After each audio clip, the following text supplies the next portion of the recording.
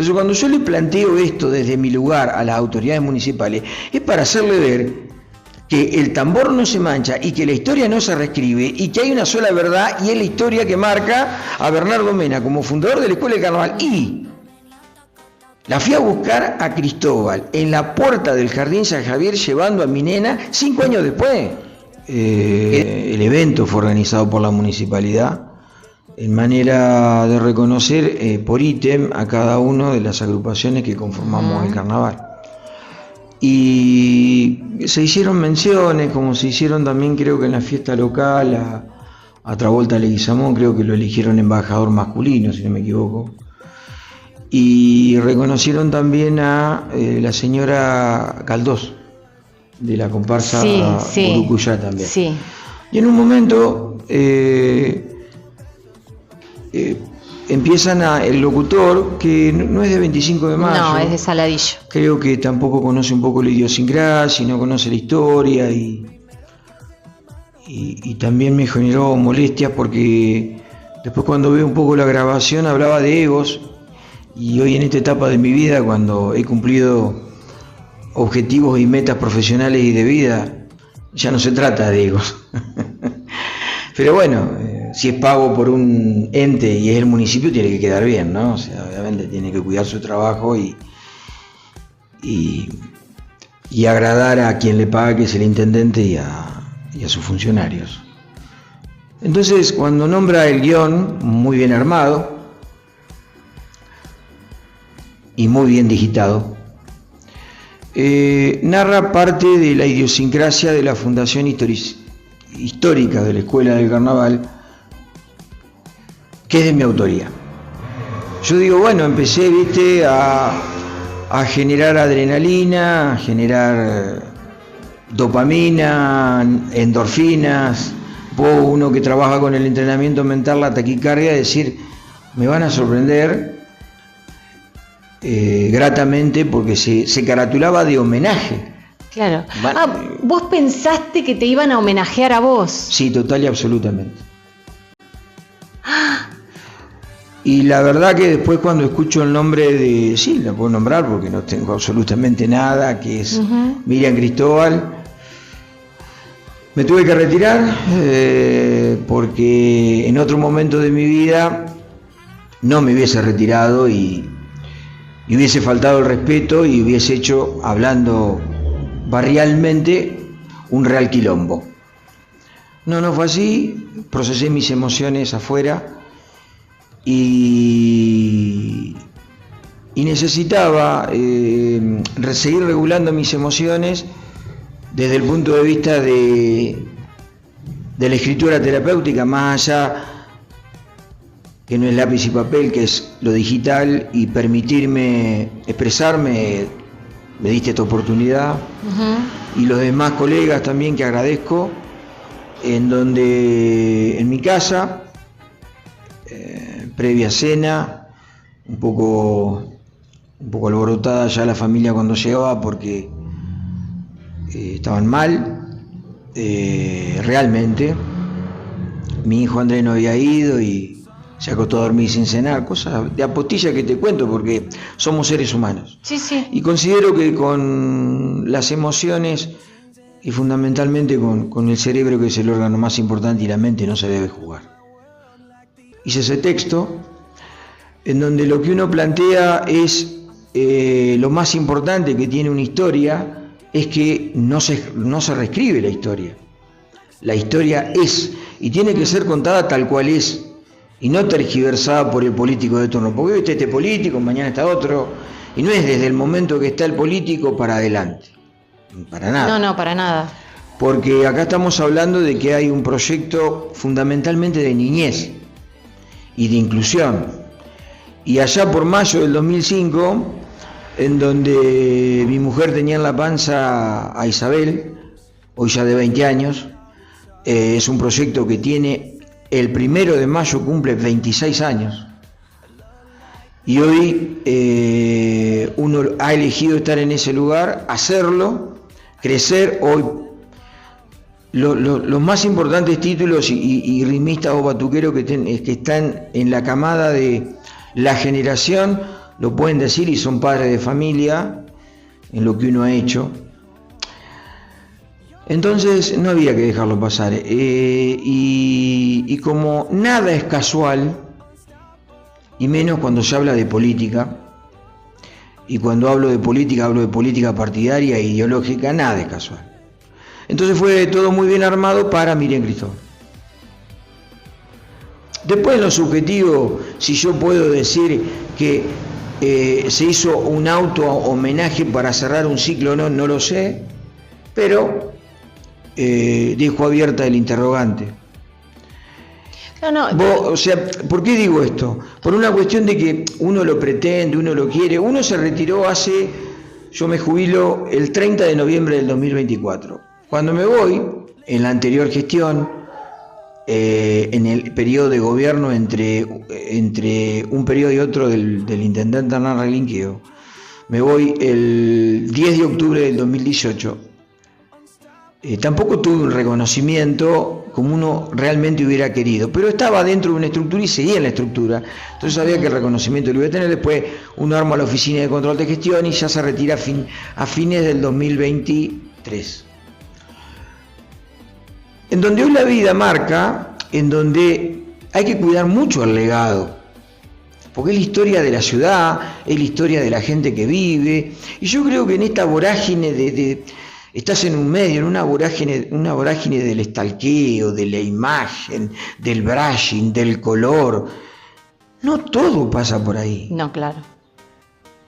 Porque vos tenés sentimientos, tenés emociones. Acá vos decís, jugaron con la emoción, jugaron con el sentimiento. Y otro que va a lo materialista, va al poder, se aferra a algo, se aferra al ego. Vos decís, con el perdón del medio y tuyo, es una pelotudez. No es una pelotudez. Es el ser y el interior humano en la armonía, paz y bienestar que uno predica hoy. Entonces yo estoy con paz, con bienestar, y vengo y me animo a decir esto porque me fui totalmente defraudado.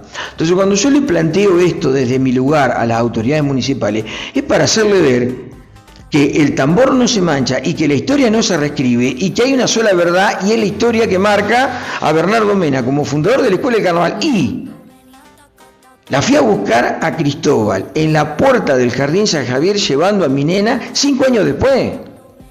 Que después la providencia de la vida haya hecho que se haya quedado en una estructura por una cuestión de poder o de ascenso, cada uno hace su carrera. Y que la haya elegido el intendente Relinqueo, que no era la persona en la cual yo había designado o había dicho para que se quedara, y también este intendente la saca, y tampoco nadie pregunta por qué la saca y sigue estando en la estructura como corresponde de cultura, y hace 2 años que va a estar ya otro nuevo coordinador y no director. Entonces me parece que hay cosas que, si hablamos de una legitimidad de transparencia y de ética moral, no están. Y no estoy hablando de ejemplos de vida, ni de ejemplos de trayectoria, ni de ejemplos de profesionalismo, no, porque hay defectos y virtudes. Pero acá se tiene que respetar una vida, un ser humano, una trayectoria y un legado. Hablamos de legado. Porque si no revoleamos homenaje, revoleamos reconocimientos a los 4 vientos, y se pierde, se diluye. Sí. Yo tengo mi lectura y es subjetiva, ¿no? ¿Por qué? Porque no tengo pruebas, no lo puedo certificar, porque no estoy dentro de lo que es una estructura. Sí. Hoy municipal te puedo recitar un montón de cuestiones, porque uno es profesional en administración, gestión de políticas públicas. Pero ¿qué pasa? Cuando vos sos juez y parte, ¿no? Y estás en el mismo lugar que organizás y te dan el poder, entre comillas, de organizar y de administrarte, es como que es algo medio lógico que te vas a autohomenajear. No lo sé, es subjetivo, pero da para pensar eso. Pero no me quiero meter tanto en eso. Si yo no soy políticamente correcto, ¿por qué? Porque hoy en la etapa de mi vida yo tengo libertad de conciencia, libertad de espíritu y libertad de expresión. Entonces te voy a decir lo que no te gusta. Y el intendente que está en funciones hoy, porque mañana puede venir otro, lo sabe.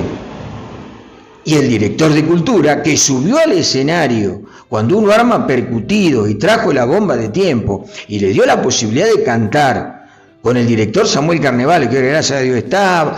Celebro el tema de que nuevamente esté repercutido, que vos no ibas a hacer nota como corresponde, sí. También lo sabe. Entonces, me parece que en un pueblo chico donde nos conocemos todos, tenemos una trayectoria, que el director de Cultura, Serna, lo sepa. ¿Qué pasó con la secretaria Arao de la Madrid? A ver, que es su jefa, en donde a mí me manda ayer, como corresponde, un audio, porque, ¿qué hago yo? Por una cuestión ética y moral, ¿a quién le mando? A los funcionarios políticos de turno lo que yo publico. Y yo le digo, esto no queda acá, y lo hago público. Entonces, lo hago previamente. Y me responde Arao de la Madrid, obviamente, abierto. Ajá, esa nueva tecnología que existe en WhatsApp, ¿para qué? Para que no circule el audio. ¿Y qué me dice? No reconoce en función del ego el homenaje, porque es el homenaje en función de una trayectoria. Porque cuando lo plantea el locutor, plantea que no era por una fundación o creación. Pero a ver, en el común de la gente, en el diario de la gente, en la conciencia de la gente, de acuerdo a cómo lee y cómo, de qué manera hace la introducción, no era Cristóbal, era Bernardo Mena, como debe ser. Entonces, la reacción que viene después, cuando yo me voy, es lógica y no es una falta de respeto. Porque después, ¿qué pasa? A raíz de que es interpelada Cristóbal, ¿qué dice? Reconoce mi autoría, reconoce la fundación y quiere compartir, porque esto también es mío. No es mío, es de Cristóbal. Nunca fue mío algo que no era para mí. No existe. Porque tampoco en la lógica hubiese existido si no esa gente que se siente defraudada en función de eso y lo dice, no hubiese elevado la voz y dicho que no lo merecía y que no era ella. Entonces, si analizamos y filosofamos como me gusta a mí en función de una lógica, acá no hay muchas coincidencias. Acá fue armado para. No lo sé. ¿Quién fue el responsable? Los responsables están. Ahora, lo tendencioso y lo armado tendrán que dar las explicaciones, porque también yo estoy pidiendo algo utópico en el ego del funcionario, que es muy difícil que te pida disculpa o que me llame en privado, porque a mí si me pedís disculpa en privado, vos tenés que hacer un reconocimiento público como lo hiciste con Cristóbal, para mi criterio sin merecerlo, ¿no? Desde mi criterio. ¿Por qué? Porque soy muy ético y ordenado en lo que no puedo decir al aire y en lo que sí puedo decir. Una cuestión de hombría de bien. Uh-huh. Entonces, esa es la real validez en un legado cuando vos querés hacer, porque acá también tenemos que analizar el concepto de homenaje. Es muy grande, me parece, esa palabra en función de llenar un espacio de reconocimiento para los artistas que están en pasarela del carnaval. Homenaje a una trayectoria, y no estoy prejuzgando los anteriores. Pero si vos hablas de homenaje a una trayectoria y homenaje hacia la escuela del carnaval, hoy estoy vivo, tengo 52 años, estaba en el público, tengo mi familia en el carnaval, tengo discípulos, descendientes, campeones, el tambor. No pude encontrar un video porque me lo tienen que dar, porque la Asociación Provincial de Amigos del Samba, cuando yo me despido, en noviembre del 2018 y me dan una plaqueta, digo palabras muy importantes, como para, yo no sé si tengo o que certificar o convencer al político de turno de algo que está hecho. No. Yo no tengo que convencer a nadie, y tampoco estoy exigiendo, porque déjame que continúe en la pasión para despasionalizarme de la emoción positiva que tengo, porque me diste esta palabra. Yo no tengo que convencer a nadie de algo que hice y de un legado que dejé y que cumplí. O sea, hablando en términos, es muy loco lo que pasó. Es muy descontextualizado. Porque después cuando estoy en casa y vos recibís eso, recibo hasta de autoridades de la Comisión del Carnaval pidiéndome disculpas, en donde no organizó la Comisión del Carnaval, que estaba totalmente en desacuerdo y que de acuerdo al texto que había leído primero era Bernardo Mena, no era Miriam Cristóbal. Entonces, me parece que hay muchas cuestiones que se alinean como patrones en donde, que es lo que no debió ser en ese reconocimiento y con el título de homenaje a Miriam Cristóbal. Y más con respecto a la trayectoria en la Escuela del Carnaval. Ese es mi análisis. Claro, vos, esto comenzó, como para hacer un poquito de historia, ¿no? Esto comenzó, dijiste, en el año... Esto comienza 2000, el 1 de mayo del 2005, la estructura en la cual uno arma la Escuela del Carnaval, que se llamó El Rincón Luthier, una escuela del carnaval, es la estructura que aún permanece, que es patios abiertos en las escuelas. Ok. En ese momento existían en planta urbana 3 patios abiertos y 2 en el interior. Uno era la Escuela 25, en donde un histórico del carnaval, en su momento con la batucada imperial, también el señor Duarte, tuvo la gran amabilidad de prestarme los instrumentos a la vuelta que tenía el templo de Irma de Maresca con la mamá Ortiz, y así comenzamos a desanar el camino, en donde el objetivo fundamental era que los pibes no estuvieran en la calle y alejados de cualquier tipo de vicio. Y ahí comenzamos a recorrer el camino, y el plantel primero que uno tuvo fue Estela Peloso, ya jubilada, Eduardo Pérez, que arrancó primero conmigo, y ahora se me va el apellido de la otra persona que tenía, Graciela Du. Y después fuimos evolucionando, fuimos creciendo, fuimos equipándonos, llegamos a tener una... Este era el gobierno, perdón, de Victoria Borrego, ¿no? Era el gobierno a nivel local, era el gobierno de Victoria Borrego, que en ese momento estaba como secretaria de gobierno, asumiendo la intendencia, porque Mariano Grauso se había ido de senador, y teníamos en el gobierno provincial a Felipe Solá como gobernador, y en ese momento uno trabajaba con el director de política socioeducativo Emilio Clubo, que después se va como consejero escolar a La Matanza. Y así nació, y crecimos tanto, en donde llegamos a hacer un acuerdo importante, que fue uno de los primeros acuerdos de los 132 municipios bonaerenses, en donde desde la estructura de patios abiertos habíamos conveniado con la municipalidad. ¿Por qué? Porque teníamos necesidades, eran bienes de capital y no de gastos corrientes, y llegamos a darle la alimentación a través de la Secretaría de Desarrollo Social de Silvina La Vítola. Ya con Victoria Borrego en ese momento le había ganado la elección a Miguel Di Salvo en el segundo periodo, o sea, ella estuvo 6 años. Y recién, bueno, vuelvo a repetirte, año 2009, en ese crecimiento que uno tenía, tuve la posibilidad de incorporar más talleristas a la estructura de la escuela a través de la locación de servicios o tercerización, y ahí sí fue buscada Cristóbal a partir del año 2009, como también fue buscado en ese momento Juan Ignacio Ledesma, la Pili. Y ya prácticamente estaba desfinanciado el programa a nivel provincial. Estamos hablando año 2012. Yo estuve en la estructura de provincia 7 años. Sí, 7 años. 7 años ininterrumpidos. Y presento el proyecto porque lo tenía muy decidido, y quería municipalizarla la escuela. Quería salir de la estructura de provincia. Dicho y hecho, fue aceptado. Por ese momento nosotros teníamos al director de turismo Miguel Sierra, y que dependía de la Secretaría de Gobierno de Julieta Mazagué, y trabajábamos en equipo con Silvina La Vítola. Y bueno, y Victoria decidió municipalizarla, hacer la Escuela Municipal de Carnaval con el decreto reglamentario. Después ese decreto con la gestión de Hernán fue rubricado por el